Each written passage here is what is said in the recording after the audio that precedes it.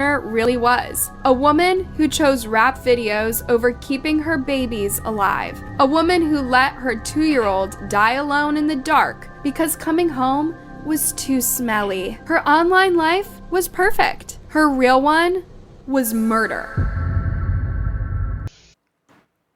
Okay, here we go again with another mother neglecting her children instead of just giving the kids away to the father, foster, whatever. Why do you guys have kids and don't want them? This is crazy. This is crazy. She chose rap over her kids. Well, rap and a boyfriend over her kids. This story is going to be so hurtful that I hope y'all can stomach it. But this is what's happening today, and this is why we're talking about it. So y'all need to just buckle up, man. I hope your stomach's all right, because this is going to make you sick. Check it out. The smell was overwhelming. Knives and other dangerous objects were scattered across the floor. When paramedics examined Skylar, they found a large puncture wound on her neck and bruises all over her body. It was clear she had been dead for several hours before Chantel even called for help. The coroner later ruled that Skylar Gardner died from hypothermia. The investigation revealed that the apartment had no heat, with temperatures inside ranging from 46 to 51 degrees Fahrenheit. Skylar's tiny body was found cold to the touch, and she had suffered from frostbite on her hands and feet. While hypothermia was determined to be the cause of death, the coroner also noted multiple injuries on her before her death, while others were believed to be post-mortem, possibly caused. Chantel Gardner's claims that she never physically harmed her children, the horrific conditions of the home, and the neglect she admitted to played a direct role in Skylar's tragic death. So this is the thing. See, a lot of the mothers think, well, I didn't physically do anything. I don't understand. You left, the little girl is 2 years old that passed away, and she had another daughter, I think was 3. Luckily, she didn't. But the kids had been walking around the apartment for days, putting feces everywhere. Everywhere. I don't know if you've seen it in the room where they showed a white bed. If you go back and look at it, it's covered in feces, in the baby's feces. And they actually found the child under the dresser. And she tried to say the dresser fell on the child, but the child had been deceased for days. So you left those 2 kids there for days before you come back, and you wouldn't even come in the apartment because it smelled so bad. But instead of cleaning it up and clean your babies up and take them with you, you just shut the door and went and started trying to get your rap career going and be with your boyfriend. This happens every day, people. And I keep trying to tell y'all keep trying to say, oh, the men this, the men that. No, these mothers are doing it to their kids every day. And I guarantee you she's getting a check for them. I can promise you she's getting a check from them. That's the only reason that child is not gone with their father, grandparents, or somebody else. That place is just there to get a check every month. That's it. Because she did not want them kids, but I hope they get her. But check out what these guys have to say. Clearly, the state has a good case to show that she was neglect of a dependent. Behind Chantel Gardner stood Brian Thomas, her 30-year-old boyfriend. Look at this. His role in Skylar's death would become a crucial part of the investigation. Initially, Thomas claimed complete ignorance. He told police Chantel had assured him the children were with relatives when she stayed at his place. But his story quickly unraveled under questioning. Text messages and phone records revealed a different narrative. The couple's relationship pattern emerged. You know, even talking about him knowing it, it's still not his responsibility. It's still her responsibility. Yeah, he could have tried to do something, but it's not his kids. That help you understand, like, yeah, he's supposed to, maybe you think he should have, but those aren't his kids. Those are her kids. And if she say they're good, then he expect the kids to be good. But again, he may not care because they weren't his kids. So I don't even know why they tried to throw it in as if he did something wrong. Only thing he did was deal with a woman who would do that to his kid, to their kids. You see what I'm saying? So that's the problem with this whole situation. He's dealing with a woman that would neglect their kids Well, her kids for days. These are 2 and 3-year-olds, and you still kicking it with her because you think she gonna have a rap sensation? No, buddy, no.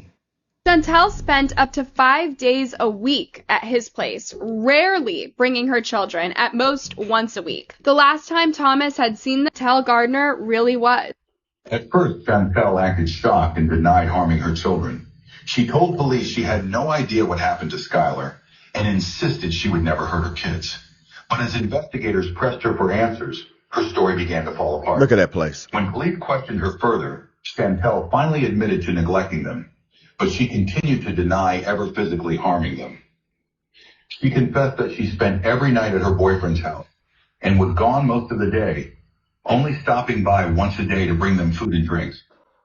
She also admitted that she hadn't bathed them in weeks and that whenever she did check on them, she often found them covered in feces. Now she's saying she come by once a day and give them food. So if that happened, how did this little girl already start rigor mortis set in? How did rigor mortis set in on this little girl already? And the apartment was freezing cold. So it was almost at freezing. I think the lowest they said it got was like 45, and what freezing is 35. So 10 more degrees is freezing, but 45 for a 2-year-old is cold. And they probably already wet and soiled themselves. You know what I mean? So, nah, lady, you can't explain this one. Despite seeing her children in such terrible conditions, she still chose to leave them alone in the filthy apartment. Her chilling confession revealed the full extent of her neglect. She had knowingly left her 2-year-old and 3-year-old alone every single night and for most of the day, forcing them to live in filth, hunger, and complete isolation. Police were first called to this apartment building behind me by the victim's mother, who reported finding her daughter unresponsive under a dresser. Court records claim that mother admitted to neglecting her kids who were living in filth. Here on the ground floor of this apartment building near Shadeland and Fall Creek, 2-year-old Skylar Gardner died Saturday night. Police claim the little girl and her young sibling were living in horrific conditions, with the apartment floor and walls covered in feces amidst the stench of rotting food. Wow. According to this affidavit, the girl's mother, Chantel Gardner, told police she left her young children home alone for several hours every day and night while she spent time at her boyfriend's house. Police say Gardner confessed she came back to the apartment once a day to feed her 2 kids and often found them covered in feces. Gardner admitted she knew she was neglecting her kids, but insisted she never physically harmed the children herself. So in neglect of a dependent, you don't have to show that she intentionally tried to harm them, that she just put them in a situation that it risked their lives. While it's not clear exactly how the 2-year-old girl died, doctors at Riley Hospital say they found a large puncture wound to her neck, and her whole body was covered in bruises. Finally, the suspect is being held on a $100,000 bond. She's due in court for an initial hearing later this week. There really was. Wow. Look at this. Rapper mom. Wow. This is crazy, people. This is crazy. But this happens every day, and I try to talk about this every other day about how everybody think it's the men that's hurting the kids. And this woman, I just had this argument with this lady on TikTok about that. And I was saying, let the kids go be with the fathers for a while. Let them start hanging out with the dads. Oh, no, dad be trying to do this to the kids, and the people be trying to essay them and all this.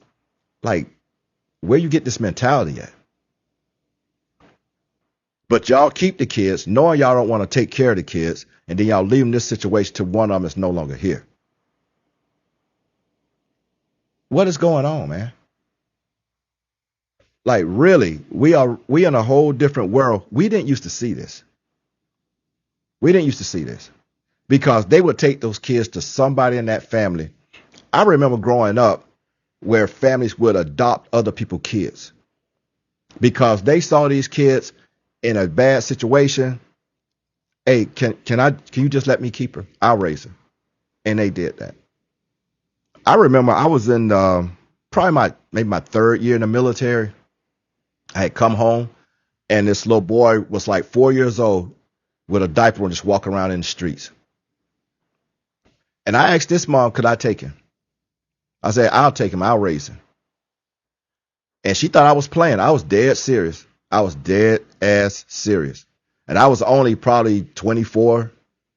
And I was dead ass serious. And I was like, yeah, I would take him. I only think I was 24. I said, I'll take him. Because I knew the environment they were growing up around. And he was 4 walking around. We was like, what are you doing out here? Who are you with? And then probably about 2 hours later, she come looking for the little boy. But that's the kind of stuff I'm talking about, people. And it's sad because now that young man is in jail.